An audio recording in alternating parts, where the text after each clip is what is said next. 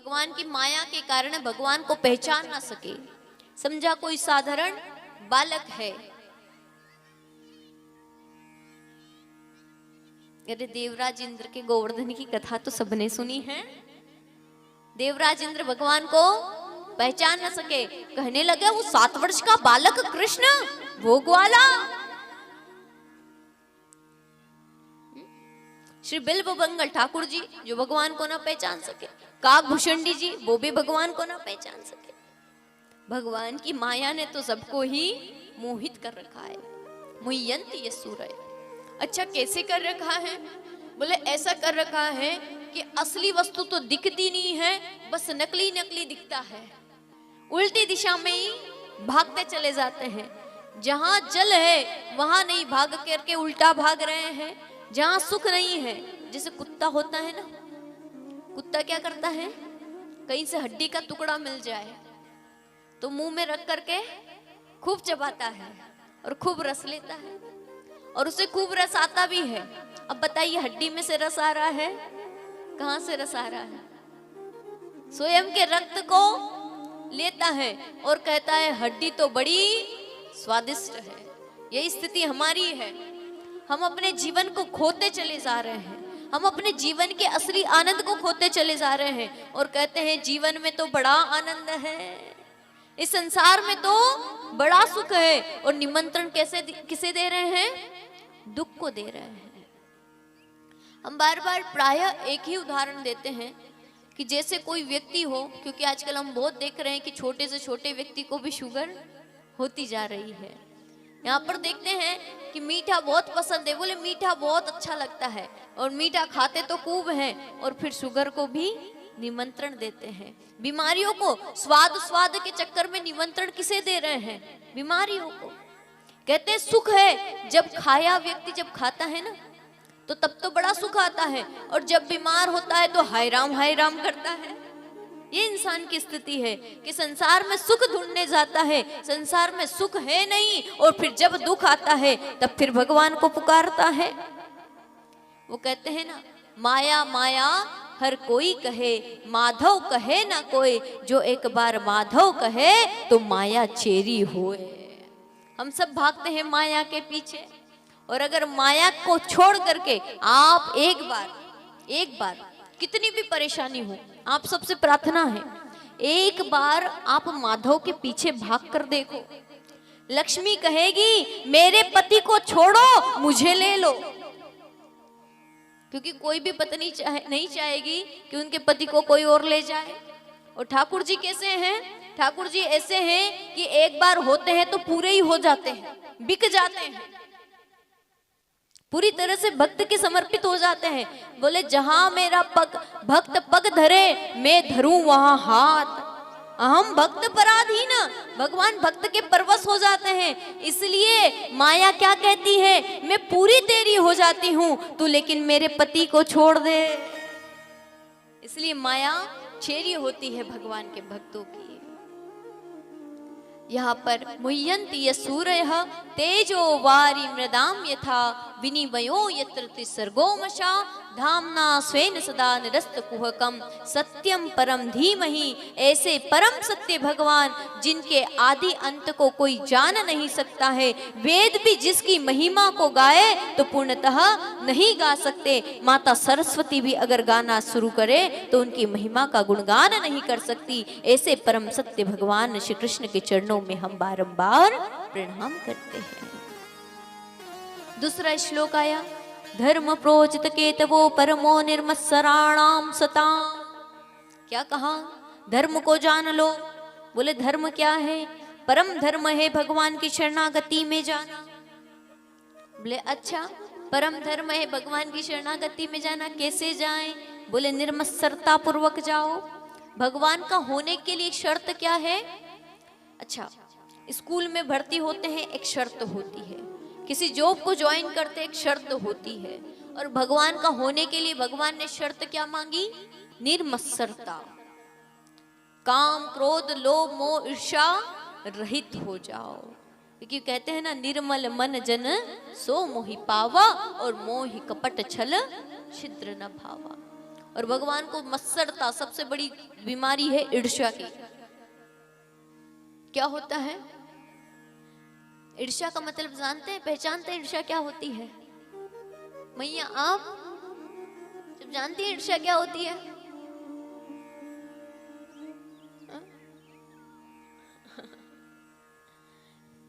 सब बड़े भोले हैं, ईर्ष्या नहीं जानते हैं, कुछ जानते भी हैं। पड़ोसी के घर में ट्रैक्टर आए लेकिन हमारे घर में आग लगे, बिना आग लगे ही आग लग जाए। जब कोई दूसरा व्यक्ति अच्छा काम करे, अच्छा काम हो रहा है, उसकी बढ़ोतरी हो रही है, तो हमारे हृदय में आग लग रही है। इसे ही क्या कहते हैं? मत्सरता कहते हैं। ये मत्सरता है। जैसे दुर्योधन के अंदर थी। दुर्योधन, इसका बहुत अच्छा उदाहरण दिया, बहुत अच्छा उदाहरण दिया जाता है कि भगवान भोलेनाथ का एक भक्त है। भगवान भोलेनाथ ने उसे जल्दी से जल्दी, भगवान भोलेनाथ प्रसन्न हो गए, बोले क्या चाहिए? तो भगवान जानते हैं कि ये बड़ा लालची व्यक्ति है, ये बड़ा खराब व्यक्ति है, मेरा पीछा छोड़ने वाला नहीं है, ये बड़ा ईर्ष्यालु है। तो भगवान ने एक इलाज किया कि देख, मैं तुझे दूंगा तो सही, लेकिन जितना तुझे दूंगा तेरे पड़ोसी को 2 गुना दूंगा। इसने कहा ठीक है भगवान, मुझे मिलेगा तो सही। कहा प्रभु मुझे एक मकान दे दीजिए। तो पड़ोसी के 2-2 मकान, एक इधर एक इधर। बोले ये तो बड़ी गड़बड़, इसके 2 मकान में देख नहीं सकता। अच्छा, एक बात और भी है, ईर्ष्या आपको अपनों से ही होती है, किसी दूर के व्यक्ति से नहीं होगी। क्यों? क्योंकि वो आपके आसपास होगा, आपके अपनों से ही होती है। तो यहाँ पर 2-2 मकान खड़े हो गए, बड़ी परेशानी। फिर कहा भगवान मेरे घर में गाड़ी होनी चाहिए, फॉर्च्यूनर। उसके घर में 1 गाड़ी, उसके घर में 2 गाड़ी। अब तो बड़ा परेशान, अब तो आग लगे जा रही है। और देखिए ये ईर्ष्या की आग, क्रोध की आग, लोभ की आग, मोह की आग, ये ऐसी है, ये किसी भी दूसरे का नुकसान करने वाली नहीं है। जैसे किसी व्यक्ति को बहुत क्रोध आता हो, बहुत क्रोध आता हो, उसने पूरा क्रोध कर लिया। अब बताइए इतना क्रोध करने के बाद आग किसको लगी? बुरा किसके साथ हुआ? खुद का ही शांति का नाश होता है, किसी दूसरे की शांति नाश थोड़ी होगी। हम कितना भी क्रोध कर ले, किसी को कोई बात समझा नहीं सकते। तो यहाँ पर कहा कि ईर्ष्या की जो आग है वो स्वयं को ही जलाती है। अब पड़ोसी के घर में 2-2 ट्रैक्टर है, पड़ोसी के घर में 2-2 भैंस है, आप घर में बैठे बैठे जलते रहो, हे भगवान इसके घर में 2-2, हे भगवान इसके घर में इतना, हे भगवान इसके घर में इतना। अब उसके घर में इतना है तो आपके घर में बढ़ जाएगा? कभी भी बढ़ने वाला नहीं है। लेकिन उसमें हमारे पास जो है वो हम खो देते हैं, हम अपने को भूल जाते हैं। इसलिए भगवान ने जो हमें दिया है उसके लिए सदैव ही भगवान का हमें धन्यवाद करते रहना चाहिए कि भगवान ने मुझे खूब दिया है, खूब प्रदान किया है। अब उसे हुई बड़ी जलन, बोले चाहे जो भी हो इसके पास नहीं होना चाहिए, क्या उपाय करूं? सोई भगवान भोलेनाथ को याद करता है, हे भगवान भोलेनाथ, हे भगवान भोलेनाथ। भगवान भोलेनाथ प्रकट हो गए, हाँ बोलो क्या चाहिए? बोले भोलेनाथ मेरी 1 आंख फूट जाए।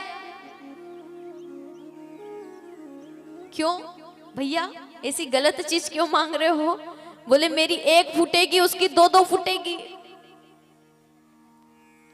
कम से कम मैं देख सकूंगा, वो देखने योग्य भी नहीं रह जाएगा।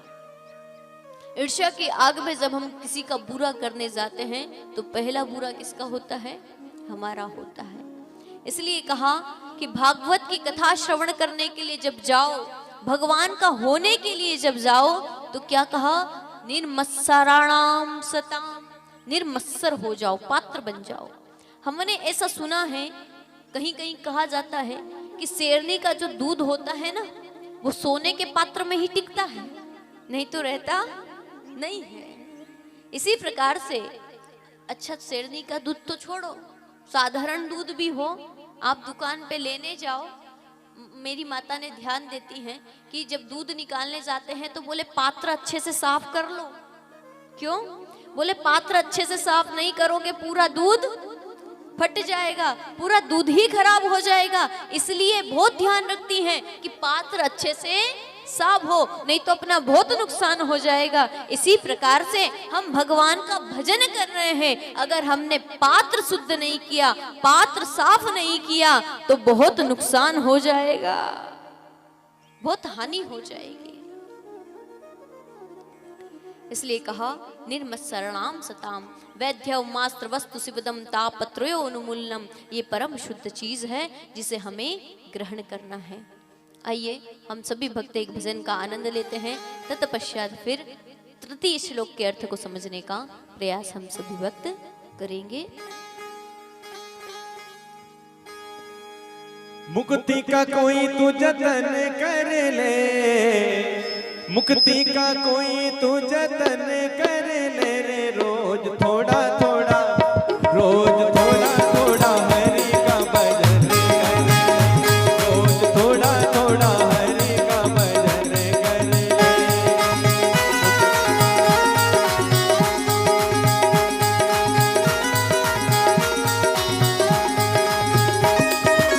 मुक्ति का कोई तू जतन,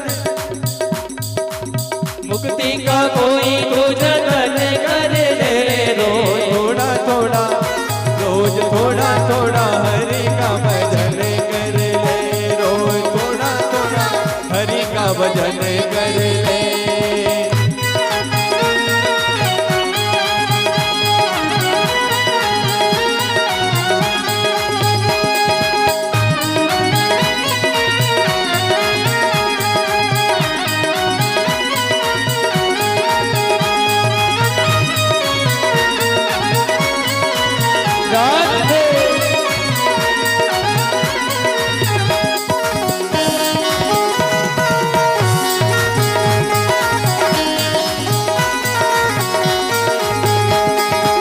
प्रभु को भजे तो प्रभुमय हो जाए, प्रभु को भजे तो प्रभु हो जाए, भक्ति से आत्मा का मेल धुल जाए, भक्ति से आत्मा का मेल धुल जाए, आत्मा के साथ साफ मन कर ले, आत्मा के साथ साथ मन कर ले, रोज थोड़ा थोड़ा, रोज थोड़ा थोड़ा हरि का भजन कर ले, रोज थोड़ा थोड़ा हरि का भजन कर ले।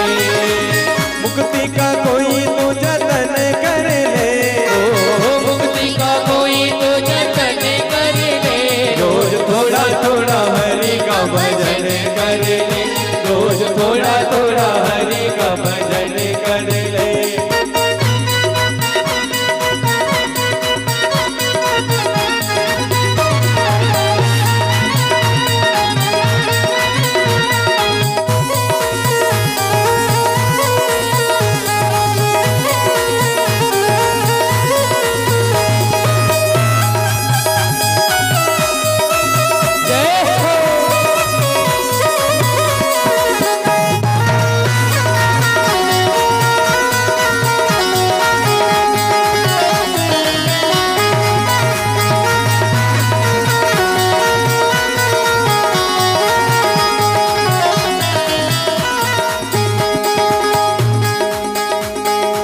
संगत करे अच्छे लोगों की, संगत करे अच्छे लोगों की, संगत करे अच्छे लोगों की, संगत करे अच्छे लोगों की, दवा मिल जाएगी सभी रोगों की, दवा मिल जाएगी सभी रोगों की, दवा मिल जाएगी सभी रोगों की, दवा मिल जाएगी सभी लोगों की।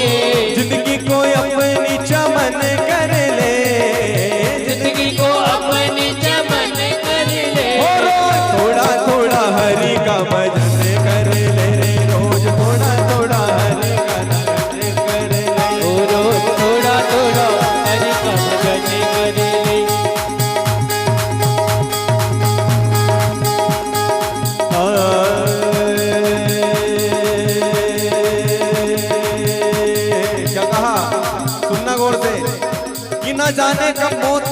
पैगाम आ जाए, न जाने कब मौत का पैगाम आ जाए, न जाने कब जिंदगी की शाम हो जाए। इसलिए मैं ढूंढता हूँ ऐसा मौका, इसलिए मैं ढूंढता हूँ ऐसा मौका कि ये जिंदगी तेरे काम आ जाए। जयकारा करते हुए रोज थोड़ा थोड़ा हरि का भजन कर ले, रोज थोड़ा थोड़ा हरि का भजन कर ले, रोज थोड़ा थोड़ा हरि का भजन कर ले, रोज थोड़ा थोड़ा हरि का भजन कर ले। ओ संतों की जग में यही है निशानी, संतों की जग में यही है निशानी, संतों की जग में यही है निशानी, संतों की जग में यही है निशानी। अच्छे वचन और मीठी है वाणी, अच्छे वचन और मीठी है वाणी। क्रोध को तू काया में दफन कर ले, क्रोध को तू काया में दफन कर ले, रोज थोड़ा थोड़ा हरि का भजन कर ले, रोज थोड़ा थोड़ा हरि का भजन कर ले, रोज थोड़ा थोड़ा हरि का भजन कर ले। और सुबह को बचपन हंसते देखा, सुबह को बचपन हंसते देखा, दोपहर जवानी और सांझ बुढ़ापा ढलते देखा, रात को खत्म कहानी। इसलिए क्या कहा, भजन कर मस्त जवानी में बुढ़ापा किसने देखा है, भजन कर मस्त जवानी में बुढ़ापा किसने देखा है, भजन करो मस्त जवानी में बुढ़ापा किसने देखा है, भजन करो मस्त जवानी में बुढ़ापा किसने देखा है। आया है सो जाएगा,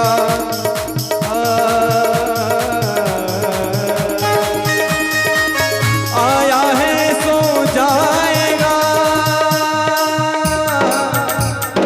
राजा रंग फकीर पर कोई सिंहासन चढ़ी चले, और कोई बंधा जंजीर।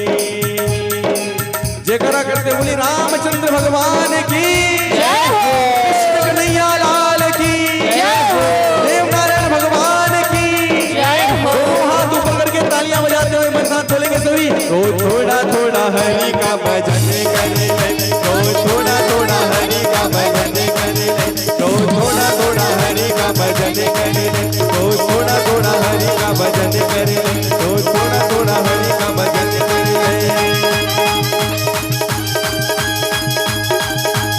राम नाम की लूट है और लूट सके तो लूट, अंतकाल पछताएगा जब प्राण जाएंगे छूट। बोले सियावर रामचंद्र भगवान की जय हो। बड़ी ही सुंदर बात, रोज थोड़ा थोड़ा हरि का भजन कर ले। ये जानते हैं किससे कह रहे हैं, किससे कह रहे हैं? जब हम ये बात बोलते हैं किससे कह रहे हैं? स्वयं से। तुलसीदास जी महाराज ने जब रामचरितमानस लिखी तो ये नहीं कहा कि मैं लोगों के लिए लिख रहा हूं। किसके लिए? निज मन, मेरे अपने मन के लिए। हम भी अपने मन से कहें, हे मन रोज थोड़ा थोड़ा हरि का भजन कर ले। हम कोशिश करते हैं ये हमारी बात सुन ले, ये हमारी बात मान ले। हमारे घर के लोग भक्ति नहीं करते, करने नहीं देते। वास्तविकता तो ये है कि आपका भजन करने में, आपका कोई भी कार्य करने में आपसे बड़ी कोई दूसरी बाधा है ही नहीं। आपका निज मन ही बाधा है और निज मन ही कल्याण करने वाला है। श्रीमद् भगवत गीता में भगवान ने कहा ना, उद्धरेदात्मनात्मानम नात्मानम मौसादेत आत्मेव यात्मनो बंधु रात्मेव रिपुरात्मनः तेरा मन ही तेरा मित्र है और तेरा मन ही तेरा दुश्मन है। अगर तेरे नियंत्रण में है, जैसे घोड़ा हो, आपके पास में घोड़ा हो, कोई पशु हो, अब अगर वो आपके नियंत्रण में है तब तो बड़ी अच्छी बात है, लेकिन अगर आपके नियंत्रण में ना हो तो वही आपके लिए घातक हो सकता है। हम गाड़ी चलाते हैं, गाड़ी ड्राइव करते हैं, गाड़ी जब तक हमारे नियंत्रण में है तब तक तो बहुत अच्छी है, लेकिन जब गाड़ी हमारे नियंत्रण से पार चली जाए तो वही गाड़ी हमारे जान लेने वाली हो सकती है, हमारे लिए घातक हो सकती है। इसी प्रकार से हमारा मन और हमारी इंद्रियां हमारे नियंत्रण में हो तब तो अच्छा है, लेकिन अगर हमारे नियंत्रण में न हो तो वही हमारा जीवन को बर्बाद कर देती है। आप देखिए ना, आज कितने ऐसे लोग हैं जो ये जानते हैं मदिरा पीना बुरी बात है, बुरा काम करना बुरा है, बुरी संगत करना बुरी बात है। कहा ना, संगत कर अच्छे लोगों की। सब जानते हैं, कौन नहीं जानता। अच्छा बताइए, कोई पाप करने वाला, आप सब बताइएगा, क्योंकि पाप तो जीवन में सबने कभी ना कभी कोई किया ही होगा। आपने जब पाप किया, क्या आप नहीं जानते थे कि आप पाप कर रहे हैं? जानते थे कि नहीं? जानते हैं कि नहीं?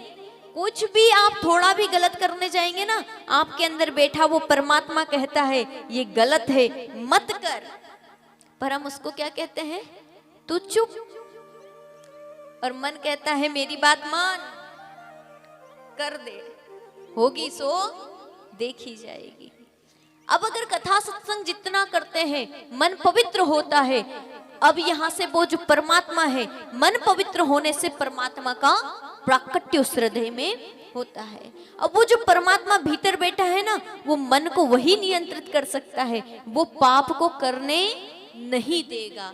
इसीलिए कहा मन को नियंत्रित करने के चक्कर में मत भगो, इंद्रियों को नियंत्रित करने के चक्कर में मत भगो। आप इस मन से, इन इंद्रियों से भगवान का भजन करना शुरू कर दो, ये स्वयं ही नियंत्रित हो जाएंगे।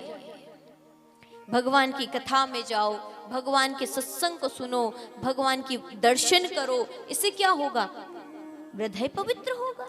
हृदय पवित्र होगा तो गलत कार्य करने से बच जाएंगे।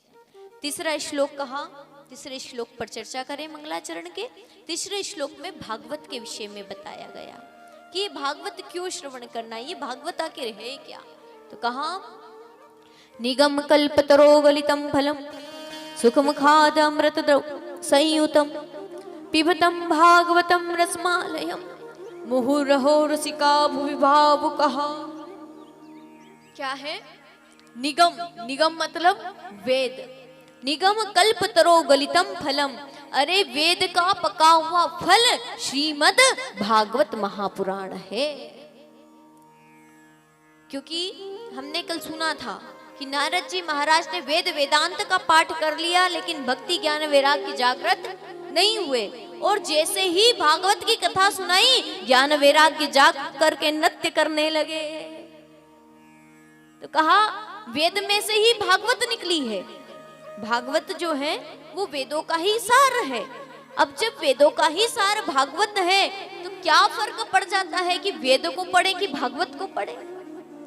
वेद में भागवत निहित है, यानी कि वेद को पढ़ने से भागवत का पाठ हो जाता है, लेकिन जो बात भागवत में है वो वेद में नहीं है। क्यों? जैसे कि आप समझ सकते हैं कि आम का वृक्ष है, आम के वृक्ष में हम देखते हैं कि आम का रस कहां से आता है? आम खाने से आएगा। अब है तो पूरा आम का वृक्ष, बोले पूरा ही वृक्ष है, अब वृक्ष से ही तो भाई तने में भी रस हुआ होगा तभी गया। तना भी काम का है, पत्ते भी काम के हैं, मोर भी काम का है, फूल भी काम का है। लेकिन किसी भी चीज को आप खाएंगे, जड़ खा लो, तना खा लो, पत्ता खा लो, मोर खा लो, लेकिन आम का स्वाद आने वाला नहीं है, क्योंकि इन सबों से रस को संचित करके वो रस कहाँ गया है? आम में गया है। इसी प्रकार से ये वेद तो है वृक्ष के समान, और उनका जो फल है वो श्रीमद् भागवत महापुराण। उदाहरण दिया, संतों के द्वारा दिया गया कि जैसे कि घी का काम कभी दूध से नहीं लिया जा सकता, उसी प्रकार से वेद भागवत की बराबरी नहीं कर सकते।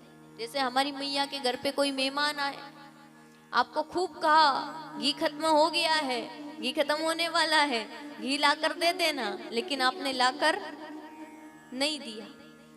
अब आ गए मेहमान, घर में बैठ गए, आपने तो ऑर्डर मार दिया, बना दो दाल बाटी, मालवा की फेमस, बोले बना दो। बेचारी ने बनाई, लेकिन घी कम पड़ गया, घी कम पड़ गया। आप सब कहेंगे एक काम करो, दूध है नहीं घर में, दूध में निकाल लो, दूध से ही तो घी आता है। अरे अगर 1 लीटर घी लग रहा है तो आप 2 लीटर दूध ले लो। अगर आप 5 लीटर दूध में भी डुबाएंगे तो घी का स्वाद आने वाला नहीं है। वो 5 लीटर दूध भी घी का काम नहीं कर सकता।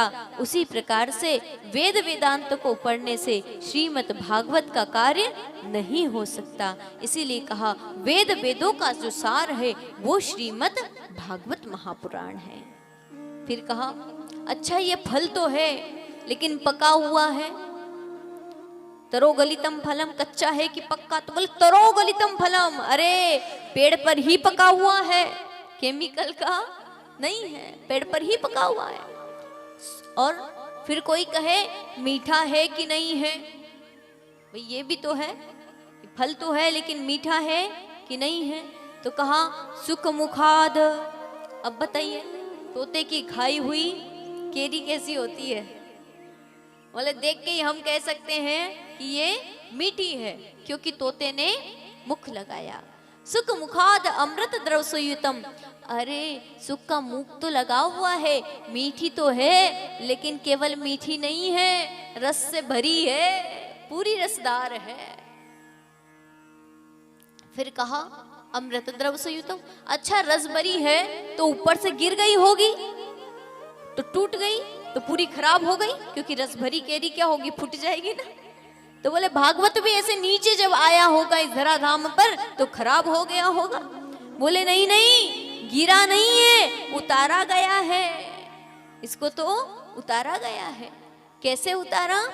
बोले पहले श्री नारायण भगवान ने ब्रह्मा जी को दिया, ब्रह्मा जी ने नारद जी को दिया, नारद जी ने वेदव्यास जी भगवान को दिया, वेदव्यास जी ने सुखदेव जी को दिया, और सुखदेव जी ने राजा, कहिए किसको दिया? राजा परीक्षित को दिया। इस तरह से ये गिरा हुआ नहीं है, ये तो एक के बाद एक आया हुआ है। अच्छा अब क्या करना है? बोले खाने की चीज है। बोले ना ना, सुनने की चीज है, श्रवणतम नहीं, सुनने की चीज नहीं है। पीबतम भागवतम रसमालयम, इस रस का क्या करना है? बोले पीना है, पीते जाना है। अब बताइए भागवत सुनने की चीज है कि पीने की चीज है? सुनेंगे कि पिएंगे? अच्छा कितने भक्त हैं जो सुनेंगे?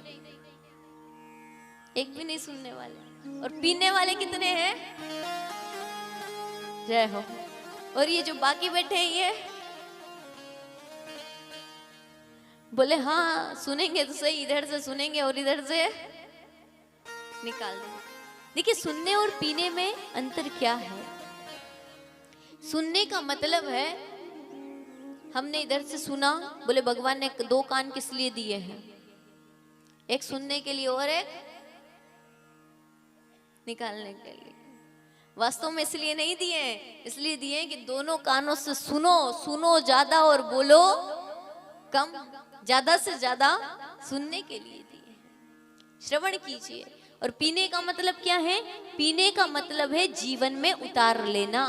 जो बात आज हमने सुनी है ऐसा करना चाहिए, ये सत्य है, तो उस सत्य के मार्ग पर चलना। जिस दिन से आप प्रारंभ कर दें मतलब आपने भागवत को पी लिया, जीवन में उतार लिया। पिबतम भागवतम रसमालयम, अरे कितनी बार पिए? हर साल तो पीते, अब तो पीते पीते थक गए। कब तक पिए? हर गांव में हो रही है और कथा वही है। कब तक पिए? तो कहा मुहुर मुहुर रसिका भुवि भावुका, बार बार पियो, बार बार पियो। आप बताइए कि भगवान भोलेनाथ जो शिव है, जो सत्य है, जो सनातन है, आज तक उनने कितनी बार ही भागवत का पान कर लिया होगा, कितनी बार कथा का श्रवण कर लिया होगा, लेकिन भगवान भोलेनाथ भी इस कथा को श्रवण करते नहीं हगाते हैं, हमेशा श्रवण करते रहते हैं। भगवान का निरंतर सत्संग चलता रहता है, कभी भी जाओ सत्संग करते रहते हैं। हनुमान जी महाराज, हनुमान जी ने एक बार पी। अच्छा, गांव में कोई बड़ा व्यक्ति हो ना, वो जो काम करता है वही काम हमें भी करना चाहिए। क्यों? क्योंकि ये सफल व्यक्ति है, इसने जैसा किया, इसके चरण कमलों के चरण चिन्हों पर हम चलेंगे तो हम भी सफल हो जाएंगे। इसलिए जैसे बड़े करते हैं वैसे ही हमें करना चाहिए। तो हनुमान जी महाराज ज्ञानी नाम, हनुमान जी के लिए क्या कहते हैं? ज्ञानी नाम अग्रगण्यम, ज्ञानियों में अग्रणी है, और बुद्धिमताम वरिष्ठम, बड़े बुद्धिमान हैं। फिर हर कथा में क्यों जाते हैं? हर कथा का श्रवण करते हैं। क्योंकि कहा रामचरित जय सुनत अघाई, रस विशेष जाना तीन नाही। जो राम जी की कथा को सुन करके ये कह दे अरे बस बहुत हो गया, अब और नहीं सुनना, तो समझ लेना उसने अभी रस जाना नहीं है, अभी उसको रस मिला नहीं है। और देखिए ये जो कथा है ये किसे अच्छी लगती है और किसके लिए काम करती है? कहा गया है तुलसी पिछले पापते हरि चर्चा नहीं सुआए, जैसे ज्वर के वेग से भूख विदा हो जाए। जब खूब भूख लगे ना, जब खूब बुखार चढ़े तो भूख खत्म हो जाती है, भूख नहीं लगती, कुछ खाने का मन नहीं करता। इसी प्रकार से जब व्यक्ति का बहुत पाप बढ़ जाता है तब उसे कथा श्रवण करना अच्छा नहीं लगता, उसका कथा में मन नहीं लगता। और जैसे जैसे आपका हृदय पवित्र हो जाता है, हृदय की पवित्रता की पहचान क्या है? कहीं घंटी की आवाज सुनी, कहीं कीर्तन की आवाज सुनी, और जिसका हृदय पवित्र होता है ना, जितना पवित्र होता है उतना ही भागता है, कब जाऊं, कहाँ जाऊं, कैसे सत्संग वार्ता सुनूं, कैसे कीर्तन करूं। चलो आज कीर्तन में चलते हैं, बहुत दिन हो गया कीर्तन करते, कथा करते हुए, अब कीर्तन करेंगे, चलो थोड़ी देर सत्संग करते हैं, चलो मंदिर में चलते हैं, चलो कोई अच्छा कार्य करते हैं। ये पवित्र हृदय की पहचान है। और पापी को क्या करोगे? पापी को पकड़ के ले जाना आप जबरदस्ती सत्संग में, वो कहेगा पहली बात तो आपको भी जाने से रोकेगा, लेकिन इसको लगेगा कि ये प्रबल है, तो फिर वो क्या करेगा? तू बैठ, मैं घूम के आऊं। वो बैठ ही नहीं सकता, क्योंकि वो पाप उसको नहीं बैठने दे रहा है, पाप टिकने नहीं देता है। यहां पर कहा मुहुर मुहुर रसिका भुवि भावुका, इस भागवत की कथा का रसपान बार बार बार बार कीजिए, क्योंकि जब हम बार बार रसपान करेंगे तब क्या होगा? हमारा वो पाप जो है वो खत्म हो जाएगा, और एक दिन हरि की कृपा से हमें हरि की कथा समझ में आने लग जाएगी। आगे कहा सुत जी महाराज से प्रश्न किया कि भगवान ने ये भागवत की कथा को लिखा कैसे? जो इतनी अच्छी कथा है उस कथा को लिखा कैसे? अब